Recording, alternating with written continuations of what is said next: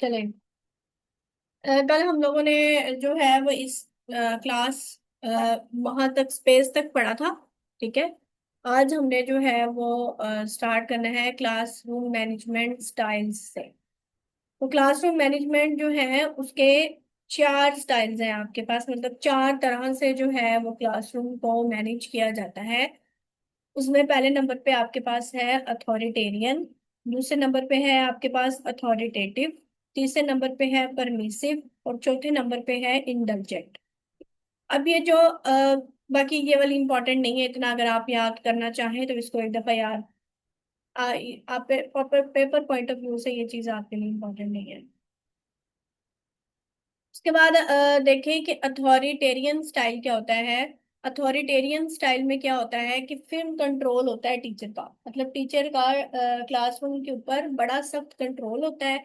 No participation from the students, students की तरफ से कोई भी पार्टिसिपेशन जो है वो नहीं होती। क्वाइट क्लासरूम होता है बिल्कुल। No interruption from learners, no opportunity for learning and the practice of communication skills. क्या मतलब कि अब एक टीचर है, वो पढ़ा रहे हैं, उसने बस कह दिया कि मैं ही बोलूंगा, क्लासरूम में से किसी भी स्टूडेंट की कोई भी आवाज नहीं आनी चाहिए। इट मीन्स कि स्टूडेंट्स बिल्कुल तौर पर क्या है, क्वाइट है। फिल्म कंट्रोल है टीचर का उसके ऊपर, स्टूडेंट्स की तरफ से उसने कोई भी पार्टिसिपेशन को अलाउ नहीं किया हुआ। तो इससे अपॉर्चुनिटी भी नहीं होती, इससे आप लर्निंग भी नहीं कर सकते। तो ये जो क्लासरूम मैनेजमेंट का स्टाइल है इसे कहते हैं अथॉरिटेरियन स्टाइल। रूल्स बना दिए जाते हैं। ठीक है, कोई किसी भी किस्म का इनअप्रोप्रिएट बिहेवियर को जो है वो टॉलरेट नहीं किया जाता। और पनिशमेंट, अगर आप कोई इनअप्रोप्रिएट गैर मुनासिब रवैया इख्तियार करते हैं तो उसमें फिर आपको क्या दी जाती है, पनिशमेंट दी जाती है। तो ये वाला जो स्टाइल है ये है अथॉरिटेरियन स्टाइल। सेकेंड नंबर पे आपके पास है अथॉरिटेटिव। ठीक है, अथॉरिटेटिव किसे कहते हैं, इसमें कुछ ना कुछ फिल्म लिमिट्स, स्टूडेंट्स के ऊपर कुछ लिमिट्स लगा दी जाती हैं, लेकिन but at the same time encourage independence. लेकिन स्टूडेंट्स को इंडिपेंडेंस भी दी जाती है, लेकिन उनकी क्या कर दी जाती है, कुछ ना कुछ लिमिट्स सेट कर दी जाती है कि आपने इन लिमिट्स में रहते हुए मतलब रहना है। टीचर क्या करता है, रूल्स जो उसने सेट किए हुए हैं उसको स्ट्रिक्टली इम्पोज करता है, लेकिन स्टूडेंट्स को भी अलाउ करता है कि वो क्वेश्चन पूछ सकता है। ठीक है, मतलब कि वो कहता है कि उसने रूल, जैसे हम रूल सेट कर दें पढ़ाते हुए कि आप लोगों ने अगर कोई क्वेश्चंस करना है तो आपने हैंड रेज करना है। ठीक है, तो ये आपने रूल सेट कर दिए। अब स्टूडेंट ने इसमें इसको फॉलो करना है, लेकिन इसमें स्टूडेंट्स जो हैं वो आपसे क्वेश्चंस पूछ सकते हैं। तो ये वाला जो स्टाइल है वो क्या है, अथॉरिटेटिव स्टाइल है। उसके बाद परमिसिव स्टाइल क्या होता है। परमिसिव स्टाइल में क्या होता है कि कंप्लीट ऑपोजिट, ये बिल्कुल अथॉरिटेरियन जो हमने पहले नंबर पे पढ़ा था, ये बिल्कुल उसके क्या है, ये उसके ऑपोजिट है। नॉट, इसमें अंदर कोई भी रूल सेट नहीं किए जाते। अगर स्टूडेंट्स कोई गलत बिहेवियर करता है तो उसको पनिश भी नहीं किया जाता। इसमें टीचर का कोई पैशन नहीं होता पढ़ाने का। ठीक है, नो एनी पैशन, मतलब उसका कोई इंटरेस्ट नहीं होता क्लास में पढ़ाने का। उसने टोटली फ्रीडम दी होती है स्टूडेंट्स को कि वो जो मर्जी कर सकते हैं। तो इसमें आपको पता है कि क्लासरूम में शोर भी बहुत ज्यादा होता है, इनडिसिप्लिन क्लासरूम होता है और टीचर की कोई भी उसके अंदर इन्वॉल्वमेंट नहीं है। मतलब टीचर बैठ गए हैं, उसने कह दिया स्टूडेंट्स जो मर्जी करें। तो ये जो स्टाइल है ये परमिसिव है। ठीक है, तो ये बिल्कुल किसके ऑपोजिट है, अथॉरिटेरियन स्टाइल के। फिर है इंडल्जेंट। इंडल्जेंट में क्या होता है, कोई भी डिमांड नहीं होती स्टूडेंट्स की तरफ से, लेकिन students are actively supported by the teacher. मतलब कोई फिक्स रूल्स नहीं बताए जाते, बल्कि टीचर क्या करता है, स्टूडेंट्स क्लास को इंगेज करता है एक्टिविटीज के अंदर। ठीक है, मतलब कोई वो एक्टिविटीज करवाता है, उसके अंदर स्टूडेंट्स को कहता है कि वो पार्टिसिपेट करें, और वो उनकी लर्निंग को क्या करता है, इनहेंस करता है। ठीक है, और ऐसा ही होना चाहिए, इंटेलिजेंट स्टाइल होना चाहिए क्लासरूम को मैनेज करने।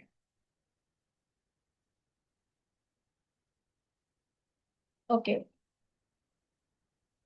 अगर ये इतना इम्पोर्टेंट नहीं है। अच्छा, ये इसका हम थोड़ा सा इसको रीड आउट कर लेते हैं। ये बड़ा ही, ये तो कॉमन सी बात है। तो इसको कॉन्फ्लिक्ट रेजोल्यूशन, कॉन्फ्लिक्ट रेजोल्यूशन होता है कि अगर फॉर एग्जांपल स्टूडेंट्स और टीचर के दरमियान किसी भी इशू को लेके कोई कॉन्फ्लिक्ट हो गया है, ठीक है।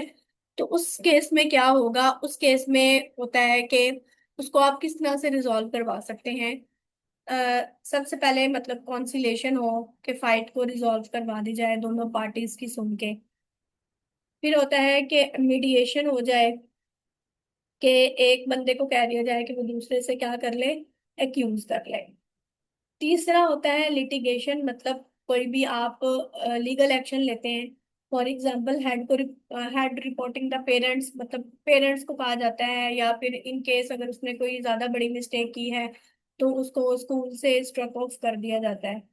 ठीक है। तो ये मतलब कॉन्फ्लिक्ट को रेजल्ट तीन तरह से जो है वो रिजॉल्व करवाया जाता है। अच्छा, ओवरलैपिंग की डेफिनेशन क्या है? मींस हैंडलिंग टू और मोर क्लासरूम सिचुएशंस और एक्टिविटीज साइमल्टेनियसली। क्या आप एक ही साथ दो या दो से ज्यादा क्लासरूम की सिचुएशंस को हैंडल कर रहे हैं, तो उसे कहा जाता है ओवरलैपिंग। ये छोटे छोटे कंसेप्ट हैं बस, डेफिनेशंस हैं बस, उनको आपने करना है।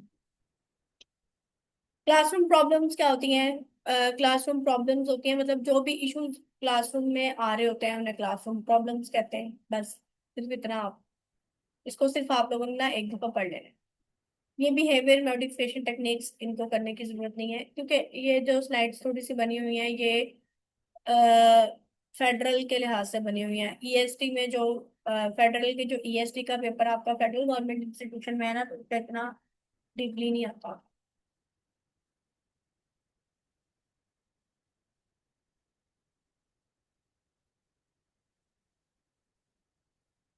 अच्छा, उसके बाद हम इसको थोड़ा सा देख लेते हैं, कॉर्पोरल पनिशमेंट क्या होता है। कॉर्पोरल पनिशमेंट होता है कि द इंटेंशन,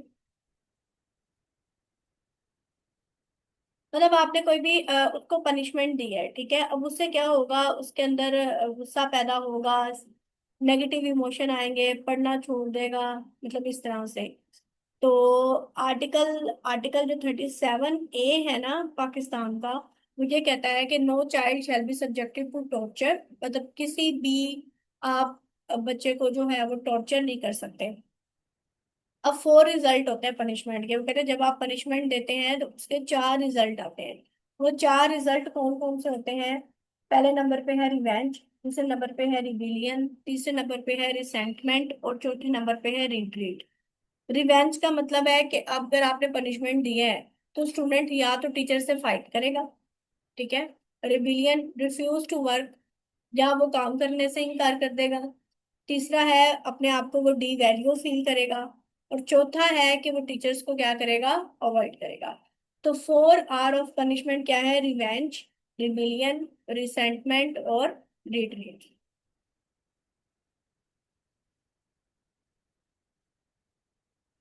ओके, बस इसको भी आप करने की जरूरत नहीं है। ये हमने ना इतना ज्यादा जो है वो उसको, ठीक है। आपने बाकी ना ये सारी मैंने आपको वैसे कल सारी ही जो है वो आपको मैंने क्या कहते हैं शेयर की थी, लेकिन आपने ये सारी नहीं करनी। ठीक हो गया। अच्छा, अब 1 मिनट, जस्ट 1 मिनट ना, मैं दूसरी स्लाइड, बस क्लासरूम मैनेजमेंट में आपने इतना ही करना है। 1 मिनट बस। मैं अगली स्लाइड शेयर करती हूँ जो हमारा अगला टॉपिक है।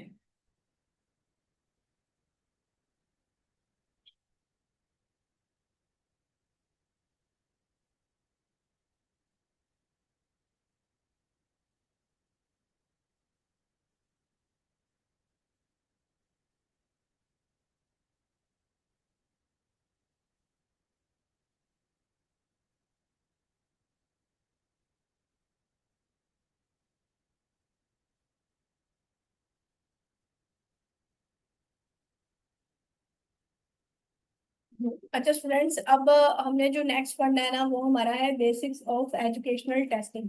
मतलब जो हम टेस्ट लेते हैं, किस तरह के टेस्ट होते हैं, उन्हें हमने ना इसमें देखना है। Just 1 minute.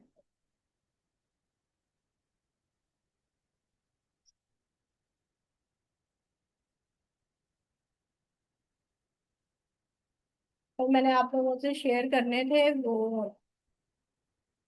1 लाइनर नोट्स भी, तो इंशाल्लाह आज मैं ना कर लूँगी। ठीक है। अच्छा, बेसिक्स देखते हैं एजुकेशनल टेस्टिंग की। तो एजुकेशनल टेस्टिंग में इसके एलिमेंट कौन कौन से हैं? एजुकेशनल टेस्टिंग के जो एलिमेंट है ना, वो 4 बेसिक टेस्टिंग एलिमेंट्स हैं। ठीक है, 4 बेसिक एलिमेंट्स हैं। फर्स्ट नंबर पे है टेस्ट, दूसरे नंबर पे है मेजरमेंट, तीसरे नंबर पे है असेसमेंट और चौथे नंबर पे है इवेल्युएशन। टेस्ट क्या होता है आपको पता है कि टेस्ट टेस्ट क्या होता है? सेट ऑफ क्वेश्चंस होते हैं आपके पास, set of questions required to answer, मतलब आपने उसका आंसर करना होता है, या तो फिर रिटन फॉर्म में करना होता है, या आपने उसका क्या करना होता है, ओरल उसका आंसर करना होता है। सेट ऑफ क्वेश्चंस होते हैं, वो आपके पास टेस्ट होता है। ठीक है। और उसके बाद सेकंड नंबर पे होता है मेजरमेंट। मेजरमेंट क्या होता है कि स्कोरिंग ऑफ द टेस्ट, मतलब आपने टेस्ट ले लिया है, अब आपने उसको क्या करना है, चेक करना है और उसकी स्कोरिंग करनी है। तो स्कोरिंग ऑफ टेस्ट किसे कहते हैं? ये कहते हैं मेजरमेंट को। ये सेकंड स्टेप है। तीसरा स्टेप है असेसमेंट का। असेसमेंट क्या होता है? अब आपने स्कोरिंग कर ली है, अब आप उसको असेसमेंट करेंगे कि मतलब क्या मतलब प्रोग्रेस रही है।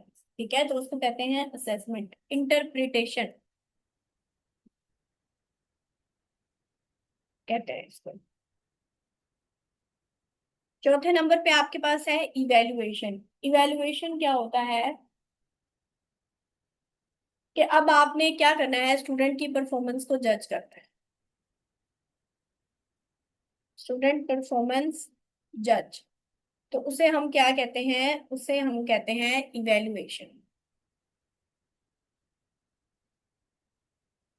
तो 4 एलिमेंट्स हैं। ठीक है, test, measurement, assessment and evaluation. ये भी बड़ा इजी सा टॉपिक है, लेकिन ये भी आप लोगों को समझना जरूरी है। अब टाइप्स ऑफ टेस्ट क्या होता है बाय द मेथड? या तो आप रिटन टेस्ट ले सकते हैं। ठीक है, रिटन टेस्ट में होता है कि आपने उसको क्या करना होता है, रिटन फॉर्म में डिटेल से, मतलब आपने टेस्ट अटेम्प्ट करना होता है। या फिर आप ओरल टेस्ट ले सकते हैं। ओरल टेस्ट में ये होता है कि आप स्टूडेंट्स को कहते हैं कि आप क्वेश्चन करते हैं और स्टूडेंट्स क्या करते हैं, उसका बोल के आंसर करते हैं। तीसरे नंबर पे क्या होता है, परफॉर्मेंस या प्रैक्टिकल टेस्ट होता है, जैसे लैब वगैरह में आप प्रैक्टिकली परफॉर्म करके दिखाते हैं, तो वो आपका क्या होता है, प्रैक्टिकल टेस्ट होता है। कंप्यूटर अडॉप्टेड टेस्ट, इसका ये होता है कि test is taken by the use of computer. ठीक है, जैसे कंप्यूटर्स वगैरह पे आपके गैट वगैरह के टेस्ट होते हैं, तो इसको क्या कहते हैं, computer adopted test by the use of computer. ठीक है। उसके बाद हम देखते हैं type of test by the purpose. Purpose के लिहाज से टेस्ट की 2 टाइप्स हैं। उसमें पहला है स्टैंडर्डाइज टेस्ट और दूसरा है non standardise test. Standardise test किसे कहते हैं कि मतलब जो टेस्ट है ना, वो किसी भी एक्सपर्ट ने बनाया। टेस्ट क्या किया है, किसी भी एक्सपर्ट ने बनाया या किसी स्पेशलिस्ट ने बनाया। मतलब अक्सर वो होता है ना कि आपके फाइनल एग्जाम्स हैं कि वो पीछे से पेपर बन के आया है, तो वो किसी स्पेशलिस्ट ने डिजाइन किया होता है, तो उसे कहते हैं स्टैंडर्डाइज्ड टेस्ट। नॉन स्टैंडर्डाइज्ड ये होता है कि जो क्लासरूम के अंदर टीचर टेस्ट बनाती है ना, उसे कहा जाता है टीचर मेड टेस्ट या फिर नॉन स्टैंडर्डाइज्ड टेस्ट। ठीक है, क्लासरूम में जो टीचर टेस्ट बनाती है, या क्लासरूम में जो आपसे ले रही है टेस्ट वो डेली बेसिस पे, उसको क्या कहा जाता है, उसे कहा जाता है नॉन स्टैंडर्डाइज्ड या फिर टीचर मेड टेस्ट। अब उसके बाद आपके पास टेस्ट की टाइप्स हैं on the base of scoring या क्वांटिफिकेशन। ये बड़े इजी से हैं, इसका नाम से ही आपको ये जाहिर हो जाएगा। पहले नंबर पे है ऑब्जेक्टिव टेस्ट। ऑब्जेक्टिव टेस्ट में आपको पता है कि आपने क्या करना होता है, कन्वर्जेंट रिस्पॉन्स। कन्वर्जेंट रिस्पॉन्स किसे कहते हैं, मतलब सिंगल रिस्पॉन्स। ऑब्जेक्टिव टेस्ट होता है जैसे आपके एमसीक्यूज वाइज टेस्ट होता है, 4 एमसीक्यूज देने होते हैं, तो आपने सिर्फ एक पे ही टिक करना होता है, तो वो आपका सिंगल रिस्पॉन्स, मतलब वो ऑब्जेक्टिव टेस्ट हो जाता है। अब ऑब्जेक्टिव टेस्ट की ही आगे दो टाइप्स हैं, एक सप्लाई टेस्ट और एक सिलेक्शन टाइप टेस्ट। ठीक है। अब सप्लाई टेस्ट किसे कहते हैं, सप्लाई टेस्ट में क्या होता है, जैसे फिल इन द ब्लैंक्स हो गई, ये जो फिल इन द ब्लैंक्स हो गई, ये सप्लाई टेस्ट में आता है, मतलब आपकी अपनी चॉइस है ना, ब्लैंक्स दे दिए हैं, आपकी अपनी चॉइस है, आप अपने अपनी चॉइस से आंसर करना है, तो उसको कहते हैं सप्लाई टेस्ट। या फिर इसके अंदर आपके पास आ जाता है शॉर्ट आंसर्स। अब जब आपने शॉर्ट आंसर्स करने हैं, तो वो भी आपकी अपनी चॉइस है, आपने अपनी मर्जी से लिखना है, तो वो क्या हो जाता है, supply test. Selection type test में क्या होता है, सिलेक्शन टाइप टेस्ट में आपके पास आ जाते हैं एमसीक्यूज। ठीक है, सिलेक्ट करने होते हैं ना, इसके अंदर आपके पास आ जाता है ट्रू फॉल्स। उसके बाद आपके पास यहाँ पे आ जाता है कॉलम मैचिंग। तो ये क्या होते हैं, सिलेक्शन टाइप टेस्ट। ठीक है। अब टाइप्स ऑफ मैचिंग टेस्ट। ठीक है, टाइप्स ऑफ मैचिंग टेस्ट कौन सा होता है, एक होता है परफेक्ट मैचिंग। परफेक्ट मैचिंग किसे कहते हैं,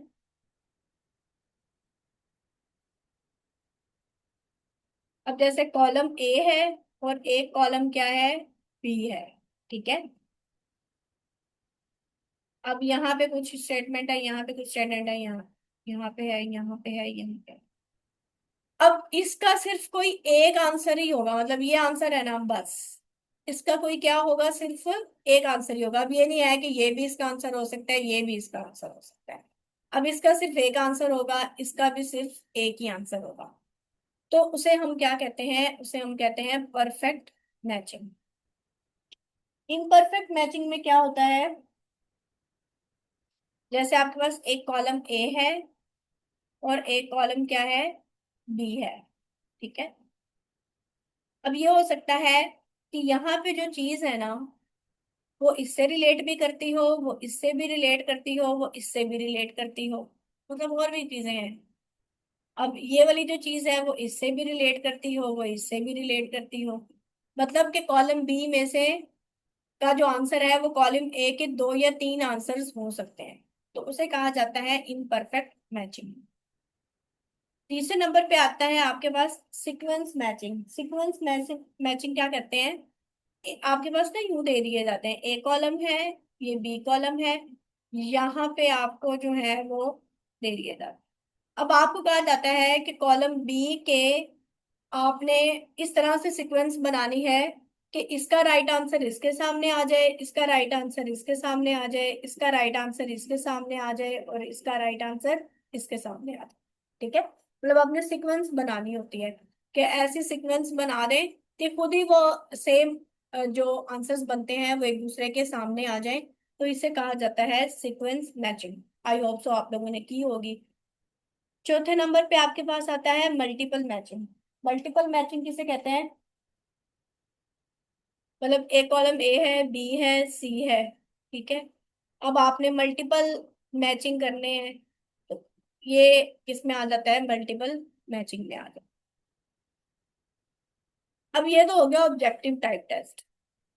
अब सब्जेक्टिव टेस्ट क्या है, सब्जेक्टिव टेस्ट में आपको पता होता है कि आपने क्या करना होता है, डाइवर्जेंट रिस्पॉन्स। ये आपने ना टर्म याद रखनी है। ठीक है, ऑब्जेक्टिव टाइप टेस्ट के कन्वर्जेंट और सब्जेक्टिव टेस्ट की डाइवर्जेंट। ठीक है, डाइवर्जेंट मतलब that is difficult to score. इसमें स्टूडेंट ने क्या करना होता है, डिटेल के अंदर आंसर करना होता है। इसके अंदर सिंगल रिस्पॉन्स था ना, तो इसके अंदर क्या करना होता है, डिटेल से आंसर देना होता है। अब इसके अंदर ऐसे टाइप टेस्ट आ जाते हैं, ऐसे टाइप टेस्ट में आपको पता है कि आपने चेक करना होता है कॉम्प्लेक्स लर्निंग स्टूडेंट्स की। उसमें अब ये होता है कि एक होता है रिस्ट्रिक्टेड रिस्पॉन्स और एक होता है एक्सटेंडेड रिस्पॉन्स। रिस्ट्रिक्टेड रिस्पॉन्स क्या मांगता है आपसे? शॉर्ट डिटेल मांगता है, शॉर्ट डिटेल। ठीक है। जबकि एक्सटेंडेड रिस्पॉन्स आपसे क्या मांगता है? Large detail.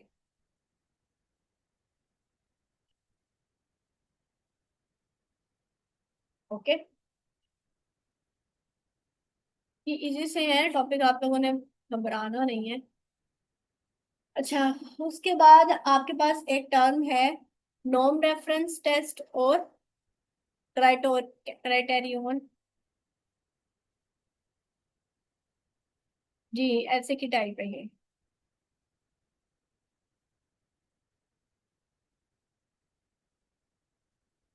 ठीक है। अब एक होता है नॉर्म रेफरेंस टेस्ट और एक होता है criterion, criterion reference test. Norm reference test किसे कहते हैं? ये वो टेस्ट होता है, test used to make comparison among the students. ठीक है, जब आपने स्टूडेंट्स के दरमियान कंपैरिजन करना हो, तो उसके लिए जो आप टेस्ट यूज करते हैं उसे क्या कहा जाता है? उसे कहा जाता है norm reference test. Criterion reference test किसे कहते हैं?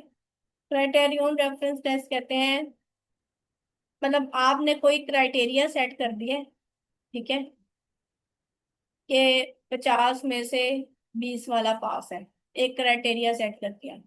अब उससे आपने क्या करना है? स्टूडेंट्स की परफॉर्मेंस को चेक करना है। तो उसे कहा क्या कहा जाता है? Criterion reference test. Okay. Next है हमारे पास, बस ये क्वालिटीज ऑफ टेस्ट आपने क्या करना।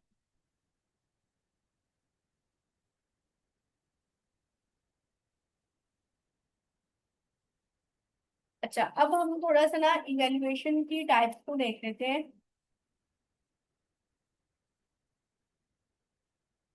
मेरे ख्याल से आज के लिए इतना बहुत है। चलिए इसकी थोड़ा सा देखते हैं टाइप्स ऑफ इवेल्युएशन। अच्छा, टाइप्स ऑफ इवेल्युएशन क्या होती है? सबसे पहले प्लेसमेंट, डायग्नोस्टिक, फॉर्मेटिव, बेंचमार्क और सुमेटिव। प्लेसमेंट इवेल्युएशन किसे कहते हैं? प्लेसमेंट इवेल्युएशन कहते हैं, आप स्कूल में गए, आपने कहा है कि मुझे एडमिशन चाहिए। एडमिशन से पहले, ठीक है, बिफोर एडमिशन, वो जो आपसे टेस्ट लेते हैं, आपकी वैल्यूएशन करते हैं, ठीक है, तो उसे क्या कहा जाता है? उसे कहा जाता है प्लेसमेंट इवैल्यूएशन। डायग्नोस्टिक इवैल्यूएशन किसे कहते हैं? कि आप अभी क्लास में एक टीचर पढ़ा रहा है, बिफोर इंस्ट्रक्शन, अभी उसने पढ़ाना स्टार्ट नहीं किया, ठीक है, वो आपसे कुछ क्वेश्चन करेगा, फिर उससे वो ये इवेलुएट करेगा कि अच्छा स्टूडेंट्स का ये डिफिकल्टी लेवल है, मीन्स कि उन्हें ये चीजें नहीं आती हैं। तो ये चीज क्या होती है? Diagnostic evaluation. फॉर्मेटिव और फॉर्मेटिव हमने पढ़ा था कि ये होता है ड्यूरिंग लेक्चर। ठीक है, टीचर आपको एक पढ़ा रहा है, अब वो आपसे जो क्वेश्चनिंग कर रहा है उसे क्या, वो जो इवेल्युएशन होगी वो क्या होगी? Formative evaluation.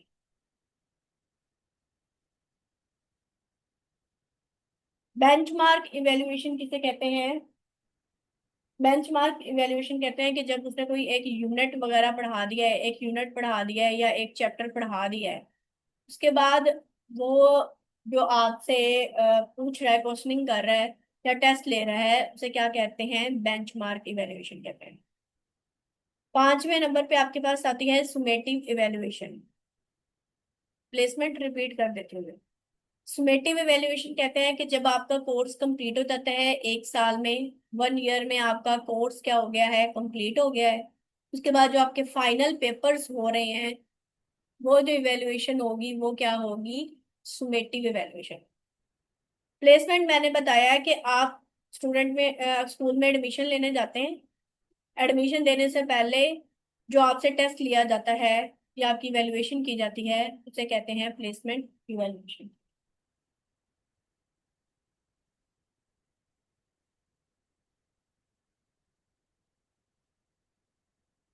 अच्छा, फेजेस ऑफ इवेल्युएशन क्या है? तीन फेजेस हैं, प्लानिंग फेज, प्रोसेस फेज और प्रोडक्ट फेज।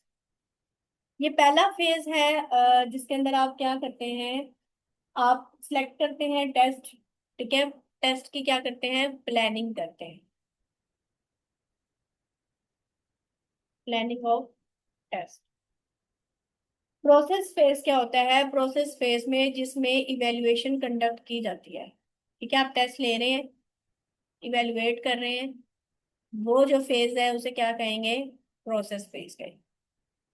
तीसरा आपके पास आ जाता है प्रोडक्ट फेज। अब इसमें क्या हो रहा है, इसमें स्कोरिंग हो रही है टेस्टों की, फिर उसके बाद रिजल्ट बनाए जा रहे हैं। तो ये वाला जो फेज है वो क्या कहलाता है, प्रोडक्ट फेज कहलाता है। ठीक है, तो स्टूडेंट्स ये आपका टेस्टिंग और इवैल्यूएशन का एक छोटा सा टॉपिक था। बेसिक से कंसेप्ट थे ताकि आप लोगों को इसकी जो है वो समझ आ सके कि टेस्टिंग क्या होती है और इवैल्यूएशन क्या होती है। तो यहाँ तक अगर आप लोगों का कोई क्वेश्चन है तो काइंडली कर ले। नेक्स्ट टॉपिक जो है ना वो हम कल की क्लास में करें। यहाँ तक अगर आप लोगों को कोई क्वेश्चन है तो कर ले। क्लासरूम मैनेजमेंट की जितनी स्लाइड्स मैंने पढ़ाई है सिर्फ वही करनी है, बाकी स्लाइड्स आप लोगों ने में से नहीं करना। ठीक है।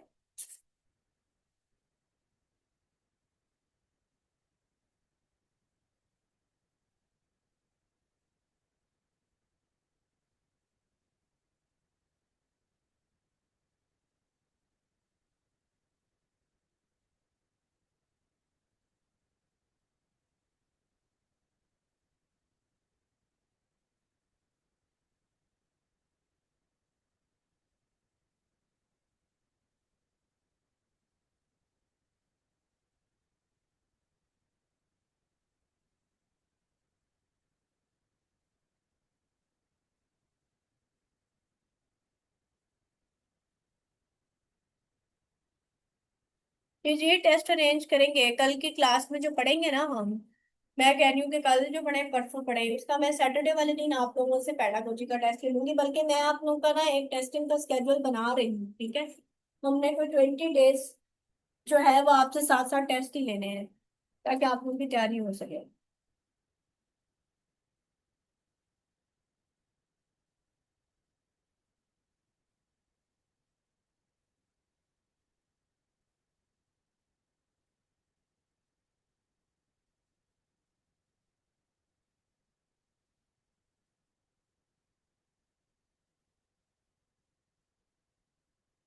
और कोई क्वेश्चन स्टूडेंट्स?